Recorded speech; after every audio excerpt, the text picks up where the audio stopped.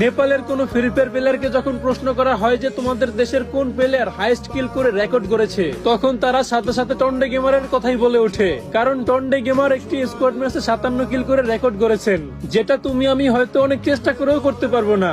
ইন্ডিয়ার কোন free fire প্লেয়ারকে যখন প্রশ্ন করা হয় যে তোমাদের দেশের কোন প্লেয়ার হাইস্ট কিল করে রেকর্ড করেছেন, তখন তারা হাসতে হাসতে বলে যে আমাদের দেশে তো অনেকেই হাইস্ট কিল করে রেকর্ড করেছে। তার ভিতরে অন্যতম হয়েছে এএস গেমিং, যিনি কিনা একটি ম্যাচে 191 কিল করে একটি রেকর্ড করেছেন, যেই রেকর্ডটি নতুন করে কেউ চাইলেও কিন্তু ভাঙতে পারবে না। বাংলাদেশের কোন ফ্রি ফায়ার প্লেয়ারকে যখন প্রশ্ন করা হয় যে তোমাদের দেশের কোন প্লেয়ার হাইস্ট কিল করে রেকর্ড করেছে, তখন কেউ বলে নাইম আলমের কথা, আবার কেউ বলে ইটস কাব্যর কথা, কেউ বলে কুরুল গেমিং এর কথা। আর আমাকে প্রশ্ন করা হলে আমি বলে ওটি মিস্টার ট্রিপলারের কথা, কারণ মিস্টার ট্রিপলার একটি ম্যাচে 1160 কিল করে ওয়ার্ল্ড রেকর্ড করেছেন।